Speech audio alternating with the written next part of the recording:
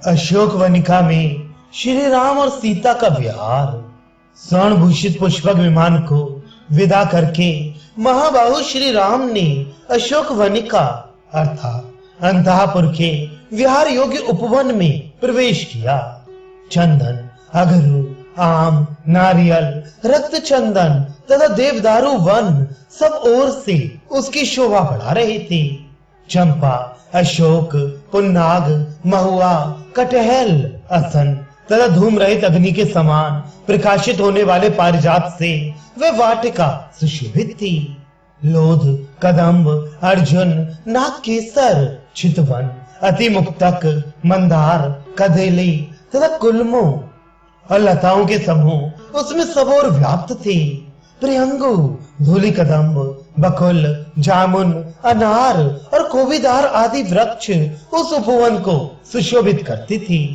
सदा फूल और फल देने वाले रमणीय, मनोरम, दिव्य रस और गंध से युक्त तथा नूतन अंकुर पल्लवों से अलंकृत वृक्ष भी उस अशोक वनिका की शोभा बढ़ा रही थी।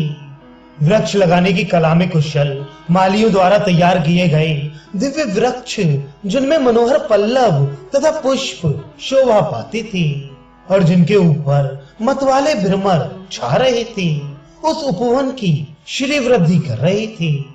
कोकिल, भृंगराज आदि रंग बिरंगे सैकड़ों पक्षी उस वाटिका की शोभा थी, जो आम्र की डालियों के अग्रभाग पर बैठकर वह विचित्र सुषमा की सृष्टि कर रही थी। कोई वृक्ष स्वर्ण के समान पीले, कोई अग्नि शिखा के समान उज्जवल और कोई नीले अंजन के समान श्याम थी, जो स्वयं सुशोभित होकर उस उपवन की शोभा बढ़ाती थी। वहां अनेक प्रकार के सुगंधित पुष्प और गुच्छ दृष्टिगोचर होती थी।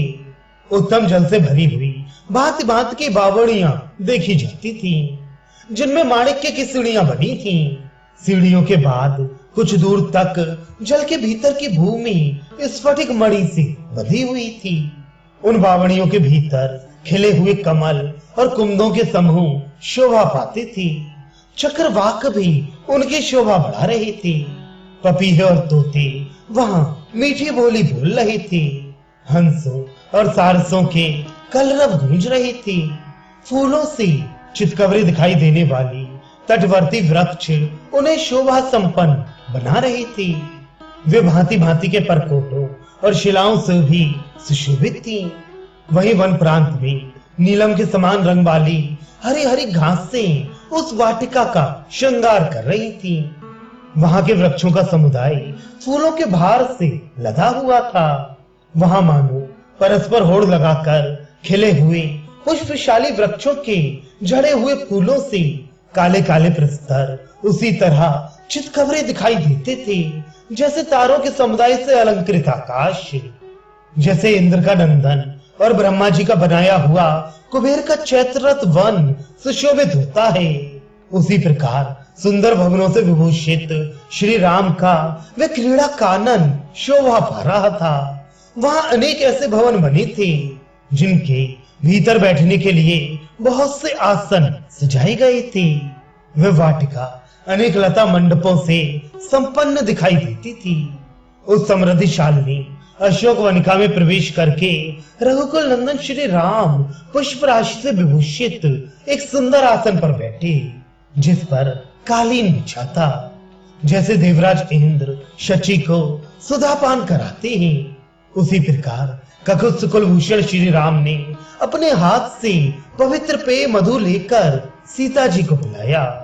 सेवकगण श्री राम के भोजन के लिए वहां तुरंत ही राजोचित भोज्य पदार्थ, भांति भांति के रसोई तथा नाना प्रकार के फल ले आए। उस समय राजा राम के समीप नृत्य और गीत की कला में निपुण अप्सराएं और नाग कन्याएं किन्नरियों के साथ मिलकर नृत्य करने लगी। नाचने गाने में कुशल और चतुर बहुत सी रूपवती स्त्रियां मधुपान जनित मद के वशीभूत हो श्री रामचंद्र जी के निकट अपनी नृत्य कला का प्रदर्शन करने लगी। दूसरों के मन को रमाने वाले पुरुषों में श्रेष्ठ धर्मात्मा श्री राम सदा उत्तम वस्त्र आभूषणों से भूषित हुई उन मनोभिराम रमणियों को उपहार आदि देकर संतुष्ट रखती थी। उस समय भगवान श्री राम सीता देवी के साथ सिंहासन पर विराजमान हो अपने तेज से अरुंधति के साथ बैठे हुए वशिष्ठ जी के समान शोभा पाती थी। यूं श्री राम प्रतिदिन देवता के समान आनंदित रहकर देव कन्या के समान सुंदरी विदय नंदिनी सीता के साथ रमण करती थी। इस प्रकार सीता और रघुनाथ जी चिरकाल तक विहार करते रहे। इतने ही में सदा भोग प्रदान करने वाला शिशिर ऋतु का सुंदर समय व्यतीत हो गया। भांति भांति के भोगों का उपभोग करते हुए उन राज दंपत्ति का वह शिशिर काल बीत गया। धर्मज्ञ श्री राम दिन के पूर्व भाग में धर्म के अनुसार धार्मिक कृत्य करते थे और शेष आधे दिन अंतःपुर में रहते थे। सीता जी भी पूर्वाह्न काल में देव पूजन आदि करके सब सासुओं की समान रूप से सेवा पूजा करती थी।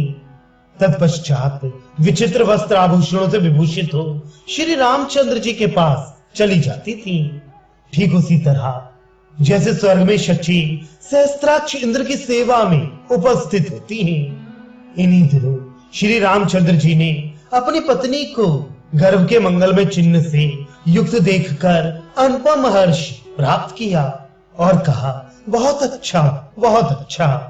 फिर भी देव कन्या के समान सुंदरी सीता से बोले, विदय नंदिनी, तुम्हारे गर्भ से पुत्र प्राप्त होने का यह समय उपस्थित है। वरारोहे, बताओ तुम्हारी क्या इच्छा है, मैं तुम्हारा कौन सा मनोरथ पूर्ण करूं। इस पर सीता जी ने मुस्कुराकर श्री रामचंद्र जी से कहा, रघुनंदन, मेरी इच्छा एक बार उन पवित्र तपोवनों को देखने की हो रही है। देव गंगा तट पर रहकर फल मूल खाने वाले जो उग्र तेजस्वी महर्षि हैं, उनके समीप कुछ दिन रहना चाहती हूँ। काकुत्स्थ फल मूल का आहार करने वाले महात्माओं के तपोवन में एक रात निवास करूं, यही मेरी इस समय सबसे बड़ी अभिलाषा है। अनायासी महान कर्म करने वाले श्री राम ने सीता की इस इच्छा को पूर्ण करने की प्रतिज्ञा की और कहा, विदय नंदिनी, निश्चिंत रहो, कल ही वहां जाओगी, इसमें संशय नहीं है। मिथिलेश कुमारी जानकी से ऐसा कहकर काकुत्स्थ कुल नंदन श्री राम अपने मित्रों के साथ बीच के खंड में चले गए।